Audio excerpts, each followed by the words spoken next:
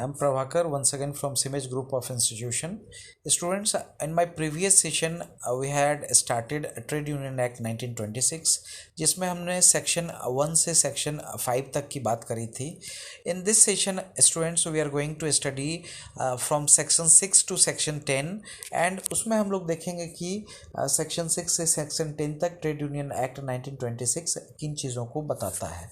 In section 6 provisions to be contained in the rules of a trade union. मतलब trade union में जैसे section 5 में students आप देख सकते हैं कि जब अप्लीकेशन फॉर रजिस्ट्रेशन दिया जाता है तो उसमें एक copy of the rules of trade union भी प्रोवाइड किया जाता है. और ये copy of the rules of trade union में क्या सारे पॉइंट्स रहेंगे ये सेक्शन 6 में बताया गया है. उसमें जो है कॉपी ऑफ रूल्स में हम लोग देख सकते हैं कि फॉलोइंग मैटर्स मेनली रहते हैं. The first A is the name of the trade union, वो हमें डिफाइन करना पड़ता है. देन सेकेंड बी में whole of the objects for which the trade union has been establish. इसमें स्टूडेंट हमें ट्रेड यूनियन का ऑब्जेक्टिव्स डिफाइन करना पड़ता है कि इस ट्रेड यूनियन को किन पर्पसेस से जो है इसको कंस्टिट्यूट किया जा रहा है. देन सेक्शन 6C में the whole of the purposes for which the general funds of the trade union shall be applicable.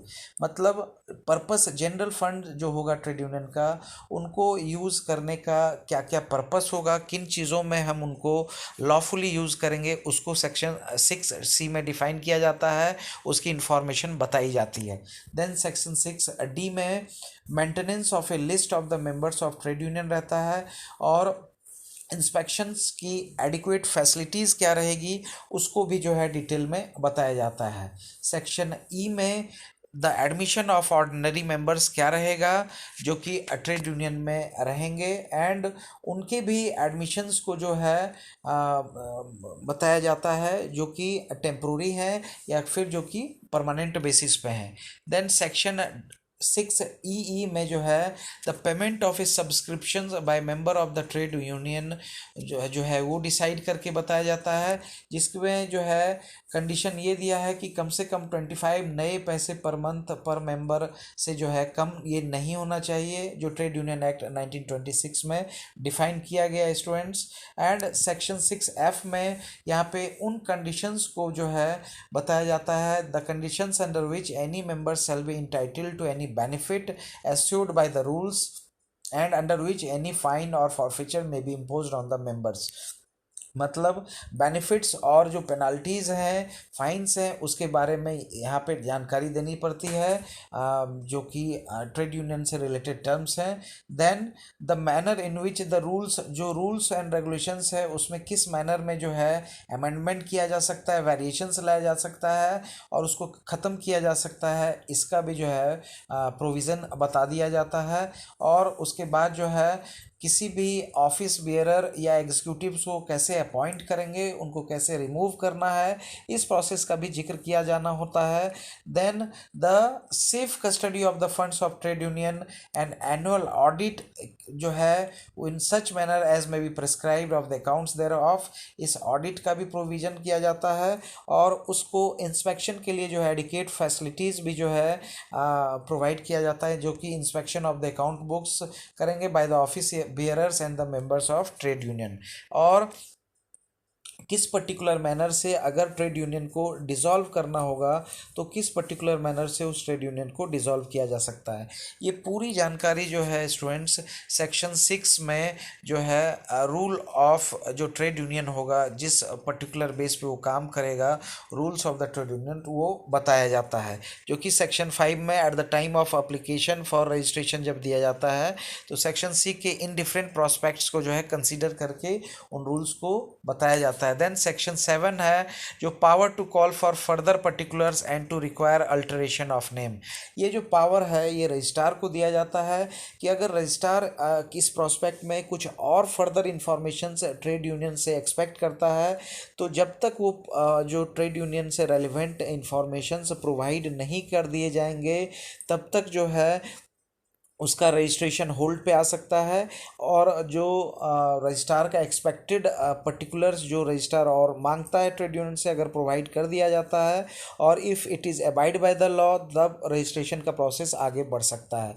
और इन केस अगर उस ट्रेड यूनियन का नाम मैच हो रहा है तो रजिस्ट्रार जो है उसके अल्टरेशन के लिए, नाम के अल्टरेशन के लिए ट्रेड यूनियन को बोल सकता है।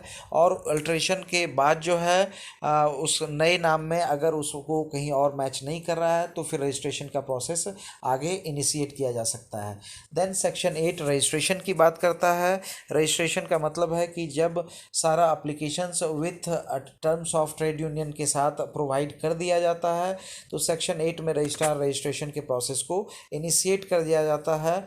और उससे जो है रजिस्ट्रेशन के प्रोसेस को इनिशिएट करने में सेक्शन 9 में सर्टिफिकेट ऑफ रजिस्ट्रेशन जो है अब रजिस्ट्रार को इशू करना होता है, जो कि सर्टिफाई करता है कि this trade union has been registered by the registrar. और वो जो ट्रेड यूनियन जो है अब जो है ऑथराइज्ड हो जाता है किसी भी टाइप के नेगोशिएशन में, किसी भी टाइप के ट्रेड यूनियन से रिलेटेड एक्टिविटीज़ को एग्जीक्यूट करने के लिए।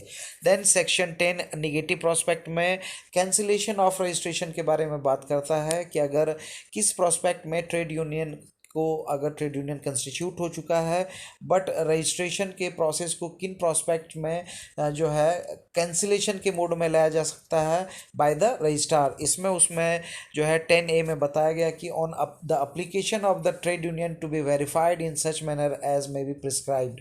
मतलब जब जो है जो ट्रेड यूनियन को एप्लीकेशन को जो है, अगर ट्रेड यूनियन एप्लीकेशन दे रहा है कि अब जो है इस ट्रेड यूनियन को कैंसिल कर दिया जाए, कैंसिलेशन ऑफ रजिस्ट्रेशन कर दिया जाता है, तो वैसे केस में जो है रजिस्ट्रेशन को कैंसिल करने का प्रोविज़न आगे बढ़ाया जाता है।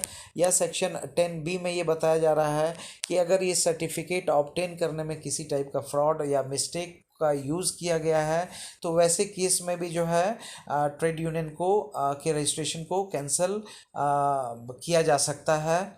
ओके।